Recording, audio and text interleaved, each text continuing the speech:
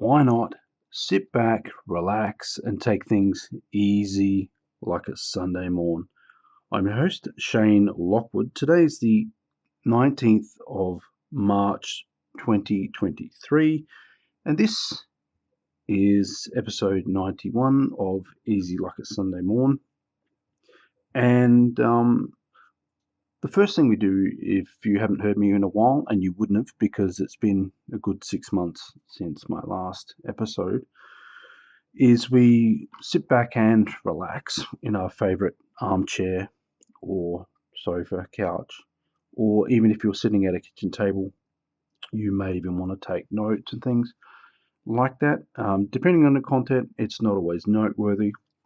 However, the idea is to slow our breathing down, get comfortable, and you're breathing in and you're breathing out, just relaxing, letting go of everything, breathing in, breathing out, breathing in through the nose and then out through the mouth really, really slowly.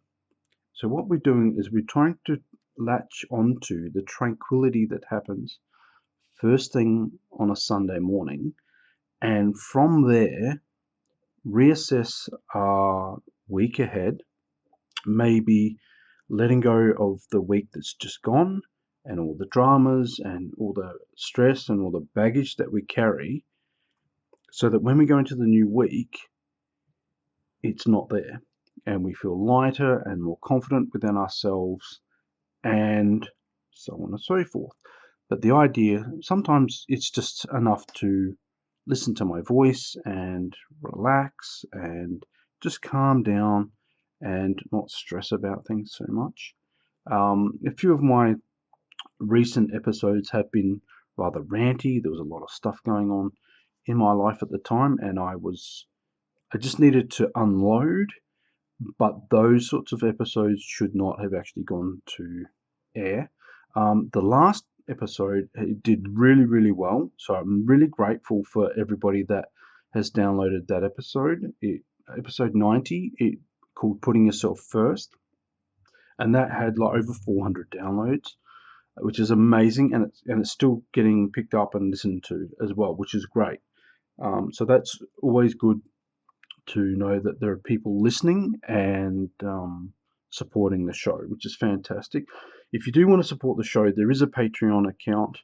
You go to patreon.com/ELASM. It's entirely voluntary, and it's a per episode donation. So the frequency of my uploads for this particular podcast is not set in stone.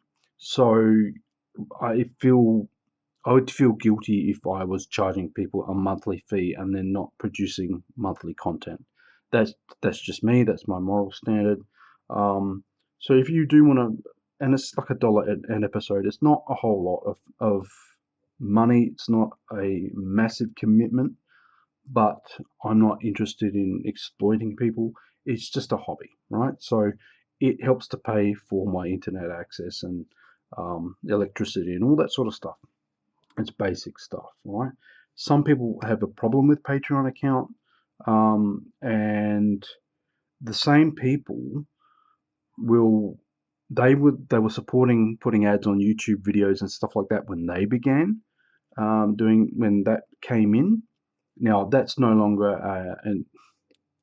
a thing for my particular YouTube channel, and because what's happened is, well, many years ago, YouTube decided to demonetize what I was doing, and I just didn't recover from it. I didn't have the subscriber base to do that sort of thing, because I would have had to have sacrificed my moral standards and my moral compass, just for the sake of getting subscribers and viewing figures and all that sort of stuff, and I'd rather not.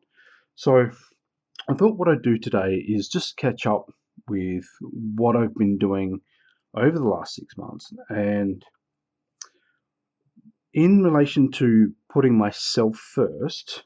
It's some people had gave me some feedback, and they said that they felt very uncomfortable or they struggled with the idea of putting themselves first. And a lot of that comes from religious conditioning and society that says that you should be sacrificing yourself at all times. But there's a problem with this because you then become a people pleaser and you're walking on eggshells to try and appease somebody else's anger or all sorts of things like that. And I'm not a psychologist, but I do listen to them. And there are podcasts that provide better advice in that regard. But there's a lot of stuff that I needed to undo. As a bit of a housekeeping, the previous episode I said that I went through covert narcissistic abuse. I was mistaken. The woman in question I've since discovered had borderline personality traits. She has not been formally diagnosed with that, so I don't want to say that that's what it was 100%, but I've done my own sort of research and found that's what it was, essentially what it was. There's a lot of pop psychology that's garbage. It's not by people who are qualified. People like Dr. Ramani get mentioned a lot, but she's a perpetual victim. Like, all her content is all about attacking narcissists.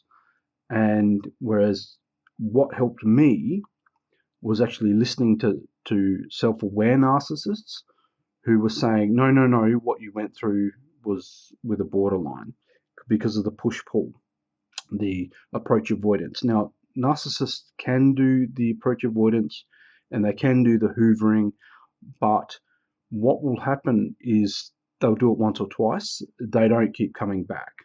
They'll move on to somebody else. Whereas the borderline will keep trying to suck you back in or over and over again, and they use guilt.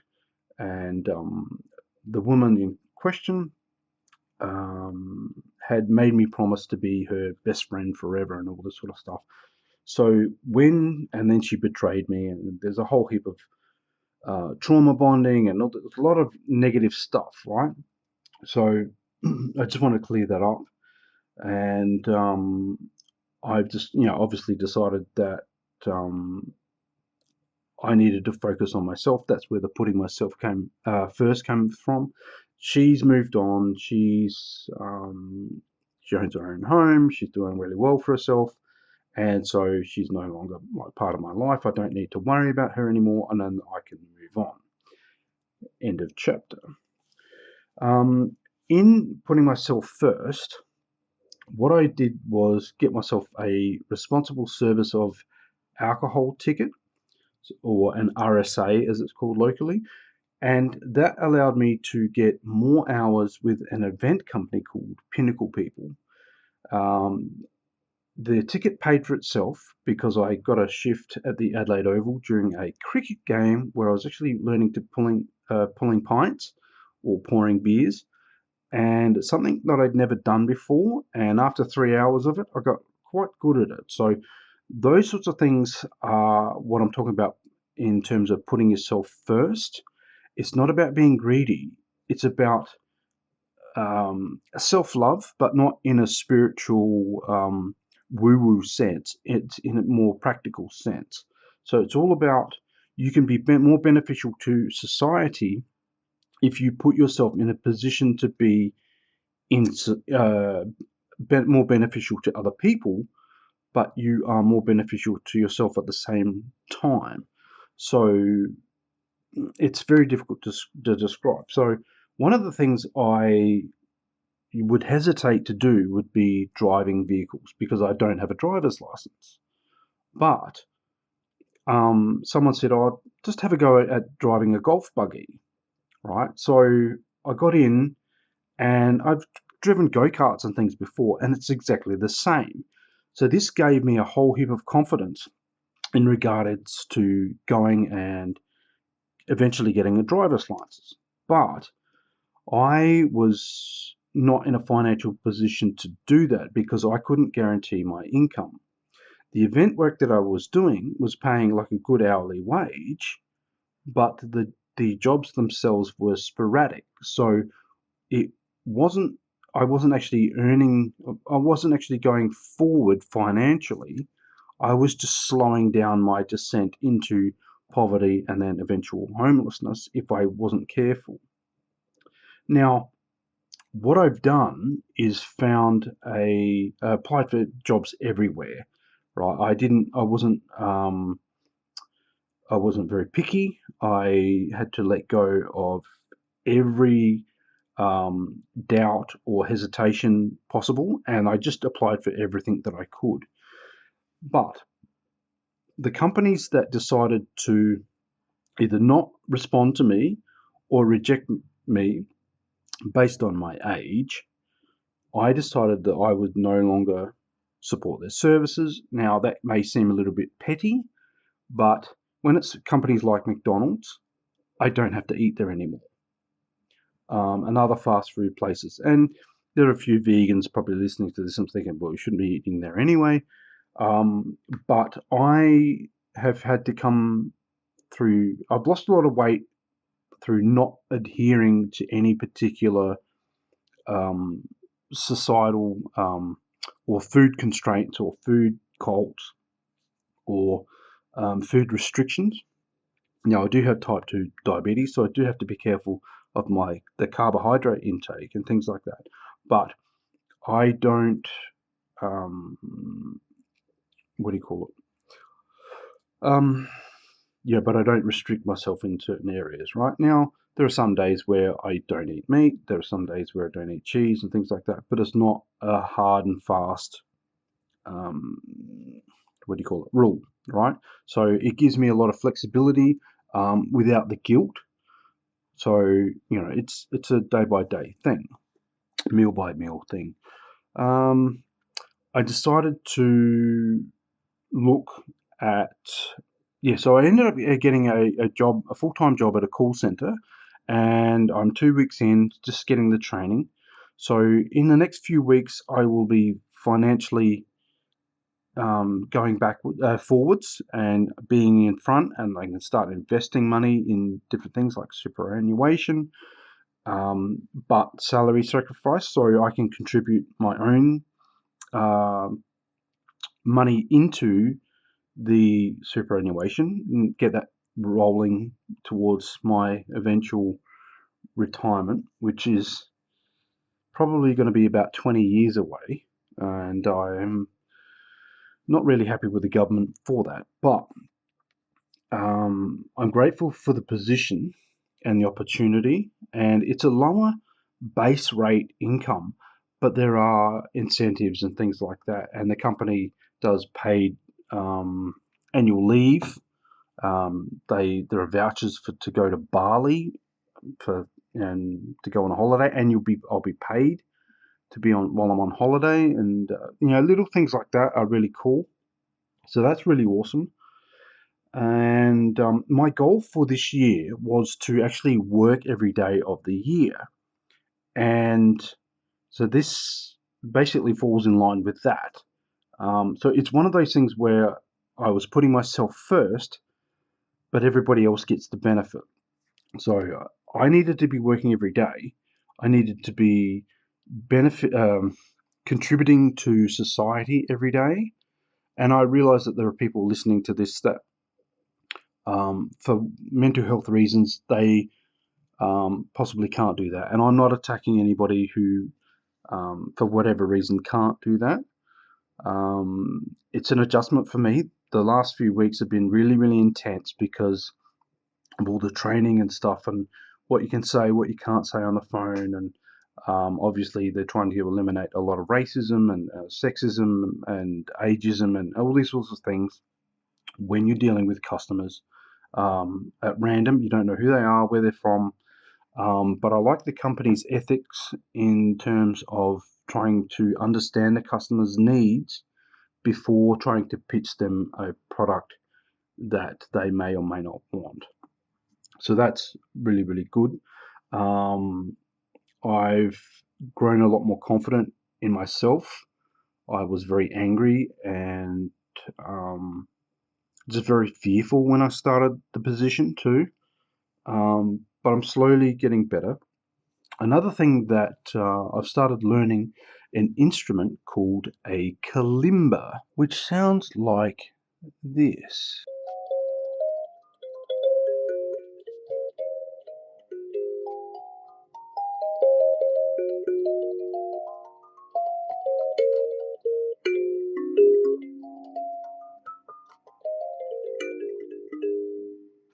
That was me playing the instrument, and obviously not very well or with any real sort of talent or knowledge behind me just yet, but it seems like a very interesting and easy instrument to learn. And hopefully, I'll be doing my own intro to this particular podcast with the intro music. Whoops, that's not good. That's not good. Ah, jeez. Anyway, uh, that was unexpected. I accidentally dropped the kalimba. It's okay, and I know how to retune it and stuff like that. But I am going to go back to the shop and ask for help with that sort of thing, just so to make sure I know what I'm doing completely. This is a larger model. This is like almost like an A4 sheet of paper size thing. The really small one, strangely enough, the 8 key one, the 8 key version, was something like $80. Whereas this is the 1, 2, 3, 4, 5, 6, 7, 8, 9, 10, 11, 12, 13, 14, 15, 16, 17 key version, and it was about $60. So Australian dollars. So this was the one I went with, and I went for a very plain looking version, but it's made in Java in Indonesia, and yeah, I'm looking forward to learning how to make some interesting intro music, and so because it's a very relaxing instrument, because that's what I want to do with this particular podcast. And yeah, so I want to thank everybody for listening so far, because this was just to break the ice again and get me back into the saddle, so to speak, of learning, or back into the saddle of podcasting and things like that. And now that I'm slowly but surely getting my schedule and my life back together again, there should be a lot more podcasts and things like that. One of my goals for this year is to have at least a total of 100 episodes. This is episode 91, so there's another 9 to go. And my goal is to go back to a weekly format if I can, but we'll see. Today I spent all day, or about an hour, not all day, spent an hour trimming the root system of the gum tree out the back in the car park that's basically broken through the cement in my backyard and has become like a big massive bush. So I'm trimming that back down to nothing. Unfortunately, that's just one of those things that's going to get stronger and stronger as time goes on. So I'll have to look at like trying to poison the tree. It's protected. It's one of those significant trees that that the local council has protected, but it's causing all sorts of plumbing problems for the housing trust, and it's dropped massive branches and destroyed my fence twice in as many years. So that's something I'll have to look at some point in the future too. What was it? Oh no, I did spend all day selling my Splinterlands cards. Splinterlands is an NFT or non-fungible token collectible card game, and it was the one of the companies that I used to work for online at home, and yeah, that turned out to be a bit of a Ponzi scheme. So I'm trying to get rid of the assets as much as I possibly can before that all falls apart. and I did spend all day selling cards. I made about 4,000 Australian dollars. Um, Once again, I don't condone Splinterlands. I don't endorse them, and I'm trying to extricate myself from the game itself, the business itself. The people that run it they believe in the deep state conspiracy theory, which basically means they are anti-Semitic, and they are anti-vax. They are pro quote unquote free speech, pro gun. But I'd signed a non-disclosure agreement, and I think 20 minutes into a podcast, nobody would know, but except for the hardcore listeners and things like that. So I do want to thank everybody for listening this far in the podcast, and I have been told not to do that, but I'm going to wrap this up here because I've run out of information, but hopefully there will be more stuff happening in the next episode. Remember, it's okay to put yourself first. That's what the last episode was about, and you will see all sorts of life changes, but it means letting go of your old self. I've been listening to a guy on YouTube by the name of Sam Vaknin.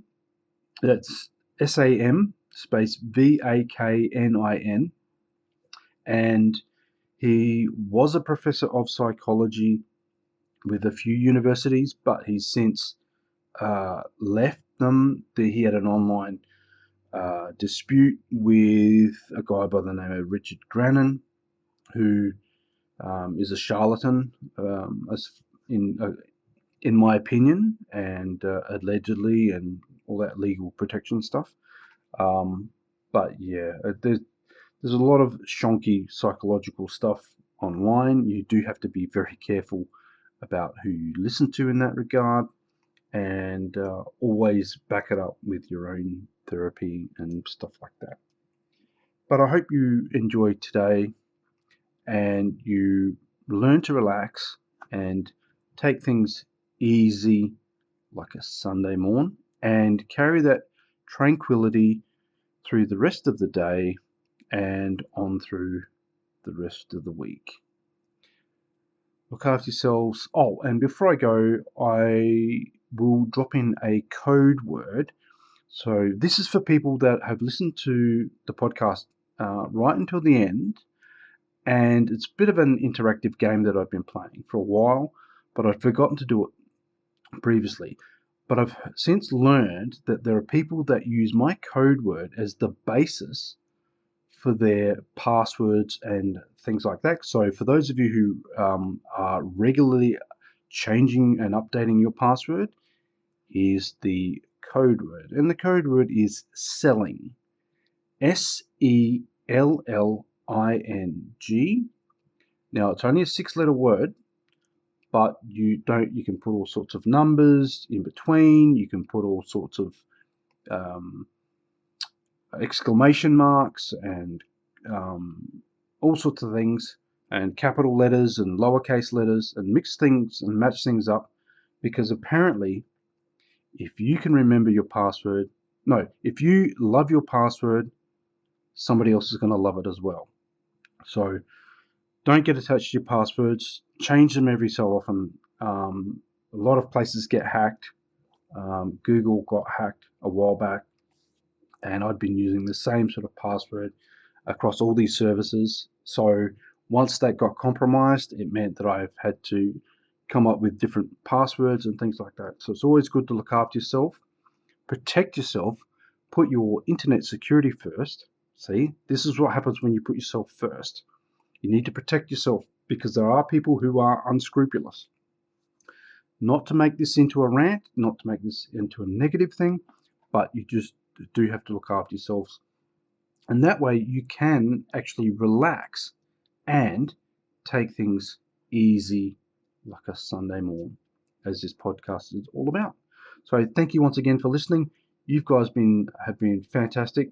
Leave comments and things like that.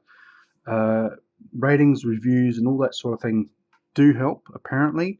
I don't know if it's certain, but it encourages me to keep coming back and keep doing the podcast and things like that. I do apologize. I'm a bit rusty with this sort of stuff, but things will get back on track fairly shortly. Look after yourselves. Bye for now. My throat's gone. But anyway, I'll go and get a drink. Hopefully you guys will have a fantastic week. Bye for now.